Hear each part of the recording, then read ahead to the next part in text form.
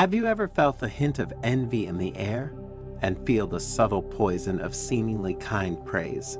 And again, have you ever experienced the icy cold of those who, instead of rejoicing with you at your success, harbor negative feelings? In a world where envy can hide behind friendly smiles and kind words, how can we spot those who envy us? And more importantly, how can we protect ourselves from those who, for often inexplicable reasons, see our successes as a threat? In the Zen story that you will hear shortly, we will see the 8 signs by which you can recognize those who envy you. So stay until the end, because you will know how to behave and defend yourself against the envious. But before continuing, if you haven't already, subscribe to the channel, turn on notifications, and share the video. Thanks to these small gestures, you will help us produce new content every day for your personal and spiritual growth.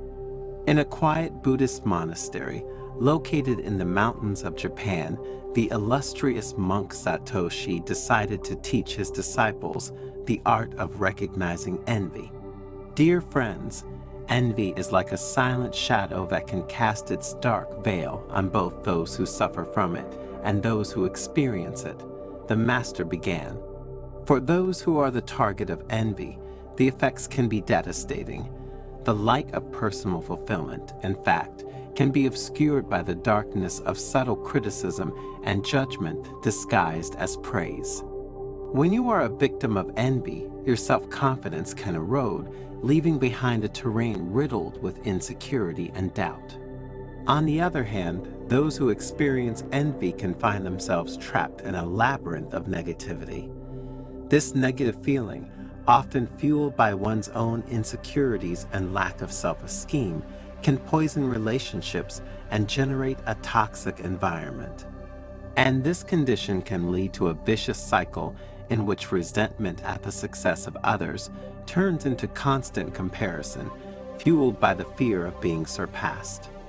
Both parties, in some way, find themselves trapped in a painful dance, where bruised egos and emotional wounds are the result of a feeling that prevents the free flow of human connections. Recognizing this destructive cycle is the first step to breaking the chains of envy and embarking on a path of self-awareness and personal growth. Have you ever wondered how to navigate the labyrinth of envy? How to preserve your inner light in the face of the storms unleashed by others? Asked the monk. After these rhetorical questions, Satoshi began to list the 8 signs through which we can understand that someone envies us. The first sign is linked to praise that hides a strong dose of poison, he said. Imagine that you have made an exceptional effort to complete a project. A colleague of yours with a smile might say, "Well, congratulations on your success. Maybe you had more time than others." This is an example of poisoned praise, where the praise is masked by doubts and negative insinuations, a way of saying, if you did it, it's because you were lucky or someone helped you. A young disciple, Keiko, raised her hand and asked, "Master, how should we respond to such a compliment?" Dear Keiko, when faced with compliments like this, respond with gratitude and modesty. Do not fall into the trap of responding with sarcasm or aggression. Maintain your inner light and do not let other people's poison overshadow your success. The man responded with monkish confidence. Satoshi went on to talk about the lack of support during times of success. Imagine that you have achieved an important goal. You share your joy with a friend and he responds with distance or little participation. A true friend should share your joy, not ignore it. An older disciple raised his hand. "Master Satoshi, what if the one we love doesn't seem to care about our successes?"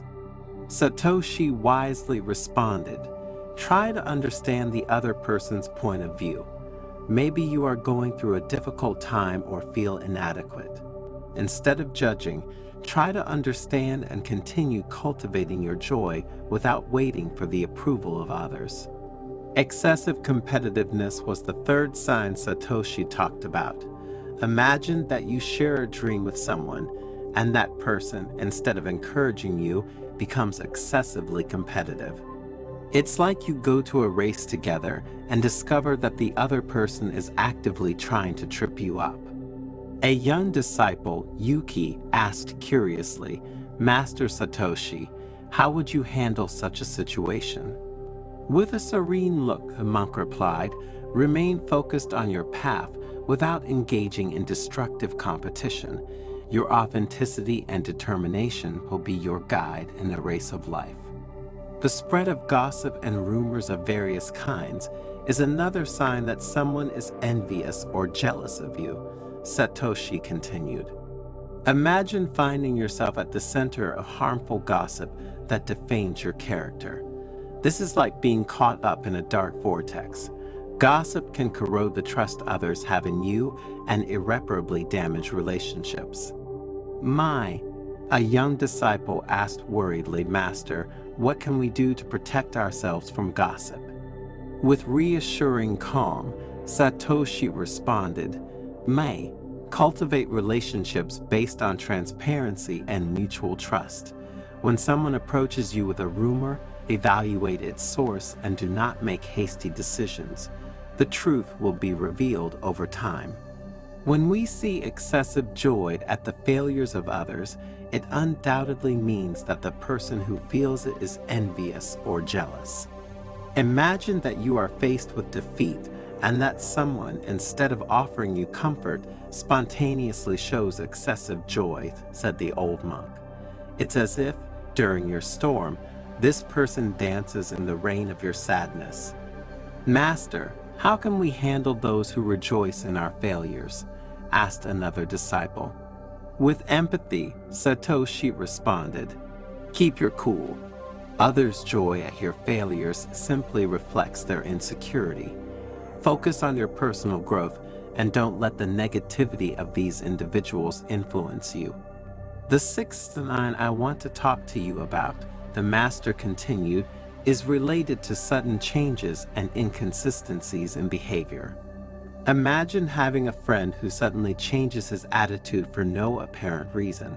One day he is hot, the next he is cold. These sudden changes in mood towards you can indicate envy, jealousy, and insecurity. In these cases, seek understanding. Satoshi responded to another young man who asked him how to behave. "I understand it may be difficult, but talk openly with your friend before making a final judgment. If the situation doesn't improve, focus on more sincere and enriching friendships." The seventh sign by which you will understand that someone is envious is precisely the envy manifested during your success, continued the old and wise monk. Imagine that you are experiencing great joy over a success you have just achieved, and someone, during your triumph, suddenly and uncontrollably begins to express disappointment or raise unnecessary criticism. His inability to rejoice with you is like a sudden frost on a sunny day. Another disciple chimed in and asked, "How can we handle those who openly and directly show envy?" With a compassionate smile, Satoshi responded, "In such cases, my friends, you radiate love and compassion. People's envy is often a projection of their own insecurities and failures.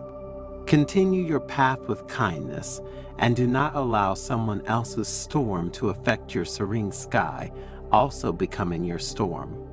Finally, another sign that could suggest the presence of envy is excessive criticism.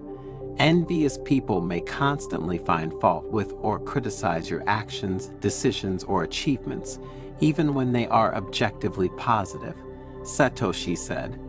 This critical behavior may be due to their inability to manage their success and the need to try to undermine their self-esteem. In conclusion, the senior monk looked at his disciples with wisdom and said, "On the journey of life, you will always find someone who will carry a burden of envy towards you. But remember, your strength lies in empathy, kindness, and kindness. Kindness, authenticity. Don't let other people's storms darken your inner sky. Keep your light and continue on your path, but be aware of the feelings of others, and use this awareness as a shield and compassion as balm for your soul. Don't respond to envy with anger, but with understanding.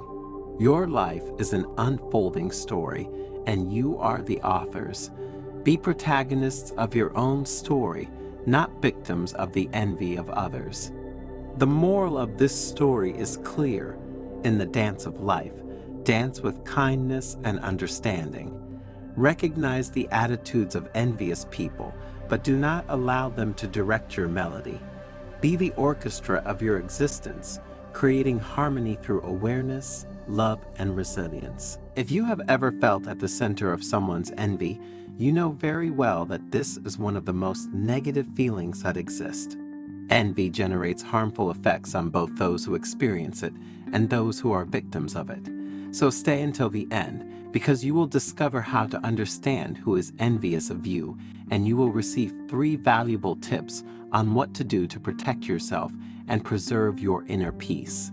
In a quiet Buddhist monastery, surrounded by colorful gardens and ancient trees, lived the old monk Haru, famous for his wisdom and deep knowledge of life and human emotions. One day, a young woman named Anita decided to spend a few days at the monastery to meet him and take comfort in his vast wisdom. Haru met the girl in the gardens and immediately understood that her heart was burdened by an increasingly unbearable burden. Then, since she didn't seem to have the courage to introduce herself, he asked her to open up to him. Master, in the last year of my life, I discovered that those whom I considered my friends perhaps were not so much so. From the day I published the results of my research, attracting the attention of the press and a company that quickly hired me, they either left or treated me differently. This makes me suffer a lot because I no longer know who to trust, and I feel a loneliness that leaves me breathless. The old monk listened attentively and then began to share his wisdom with her. Life is like the wind that blows through the trees, Haru began. There are moments of calm and moments of storm. And it may happen that your light shines so brightly that it disturbs those who are still in darkness. But don't worry, you will learn to navigate these waters. While Anita already seemed more relieved than when she arrived in those mountains, Haru began to explain to the girl how to recognize envious people. Dear girl, the monk said sweetly, there are some signs you should pay attention to in order to discern who is envious of you and who is not. First of all, be careful with those who constantly criticize you. Envious people, when they see your success, may try to belittle it by always criticizing you. In essence, these people point out your flaws instead of recognizing your merits. They do it because, in this way, they try to hide their limitations and failures from themselves. They have no self-esteem. People may point out insignificant details to divert attention from your success. For example, if you got a promotion, they may focus on a small mistake you made instead of congratulating you on the achievement. Anita thought carefully, noticing how some classmates and friends criticized her choices for no apparent reason, while others congratulated her and smiled more frequently. A second sign we should pay attention to, Haru continued, is emulation. Those who envy you may try to emulate your life. Haru added, some envious people might copy your lifestyle to try to achieve the same success, but without admitting that they are doing it. For example, they might start frequenting the same places, adopting the same hobbies, or dressing like you, without ever openly acknowledging that they do it because they are influenced by you. Anita realized that some of her friends had suddenly developed the same interests and dressing style as her. The third sign thanks to which you can recognize those who envy you is the lack of transparency. Envious people, the master continued, hide information or may even lie. They maintain a veil of secrecy to prevent you from overcoming or judging them. Haru explained to Anita that envious people may hide their intentions or even lie to protect their egos. For example, they may hide crucial job information to impede your professional growth, maintaining an unfair advantage. Thinking carefully, Anita recalled a few occasions when she had been deliberately denied an opportunity to advance her career.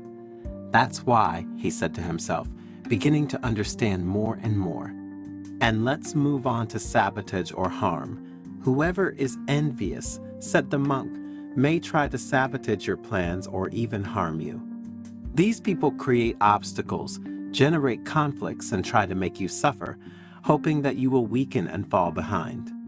Haru told Anita stories of people who, out of jealousy, had sabotaged projects or spread harmful gossip to undermine the reputations of others.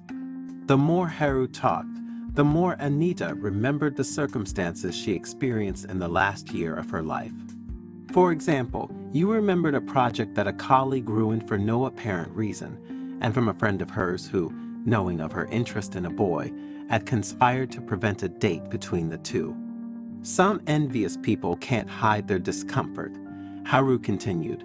They express it openly with words or gestures that indicate resentment or anger, so they are the easiest to expose. Master shared with Anita that there are cases where envy is so obvious that people cannot hide it. For example, when faced with their success, they openly show their resentment through sarcastic comments or hostile behavior. Anita thought about those two friends who, in the face of her professional successes, had reacted by suggesting that, to have been hired by such an important company, she must have the help of some powerful person. Haru continued, another sure sign that someone envies you is when they rejoice in your misfortunes. Envious people, when something unpleasant happens to them, behave as if there was something to celebrate, the monk concluded. These people, when they encounter a difficulty, become so happy that they cannot completely hide their joy. So, Haru concluded, pay close attention to how they react when you face a negative challenge. Then there are those who mask their envy with seemingly benevolent advice, Haru added, presenting the seventh sign. Master explained to Anita that some envious people subtly try to make you feel guilty about your success. For example, advising you to slow down and enjoy life, trying to bring out guilt in the pursuit of your well-being. Anita reflected on previous advice that seemed positive but was actually motivated by envy. The last sign I want to warn you about, Haru said as the sun began to set behind the mountains, is related to mockery. The envious person may laugh at your ambitions or the dreams you are trying to realize with the aim of undermining your self-confidence. Think about the people who, when you talk about your dreams and ambitions, respond with sarcasm or point out that certain goals are unrealistic. Anita recalled times when she had shared her goals only to receive sarcastic or mocking responses. Friends and family who, instead of encouraging her, tried to undermine her self-esteem. The girl, after hearing Haru's words, felt relieved. Now, although saddened by certain discoveries, she knew how to distinguish those who were envious from those who truly loved her. In conclusion, what is the moral of this story, and how can we defend ourselves from the envious? The moral of the story is clear. True strength lies in the ability to be yourself, regardless of the criticism or envy of others, and to protect yourself and your inner peace, it is best to follow Haru's advice. The number one tip Haru told Anita is don't let it get to you. Don't let criticism or attacks affect your self-esteem. Remember that other people's actions reflect their insecurities, not your worth. The second piece of advice is not to give importance to the opinions and judgments of the envious. Appreciate who you are and what you have achieved. Be sure of your path. The third tip is to maintain your authenticity. Do not give in to the temptation to behave like those who envy you. Be true to yourself, to your essence, and continue to cultivate your uniqueness. The conversation between Haru and Anita ended with a feeling of peace and understanding. Haru, with his wisdom, had planted the seeds of mindfulness in Anita, helping her overcome the challenges of envy with grace and resilience. And what do you think of this story, and what are your experiences with envious people? Write it in the comments and let's talk about it together.